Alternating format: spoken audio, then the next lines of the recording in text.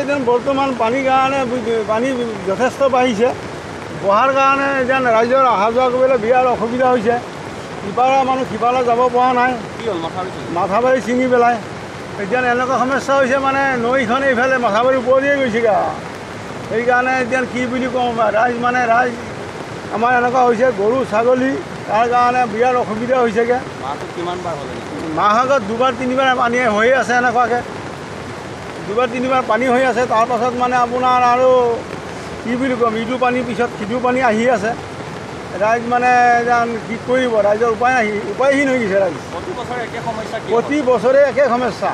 প্ৰতি বছৰে বাৰিষা কালত ৩-৪বাৰকৈ হয় গতিকে কেনেকুৱা কি হয় প্ৰতি মাহতে হয় বাৰিষা বুলি ক'লে প্ৰতি মাহত ৪-৫বাৰকৈ হৈ যায় আৰু আপোনাৰ মেইন কথা হ'ল পিছফালে নদী ঠেক আছে আপোনাৰ নদী বুলি ক'বলৈ হিচাপ নাই এটা জানৰ নিচিনা হৈ আছে পিছফালে যদি নাখানে আগফালে খানি লাভ নাই যিমানে মাথাউৰি মাৰক যিমানে ভেটা মাৰক লাভ নাই পৰীক্ষা আছিলে পৰীক্ষা থকাসকলতো এতিয়া আহিব নোৱাৰে পৰীক্ষাৰ্থীসকল এই পানী সোঁতত কেনেকৈ আহিব ইমান প্ৰবল সোঁততো আহিব নোৱাৰে ন খেতি বাতি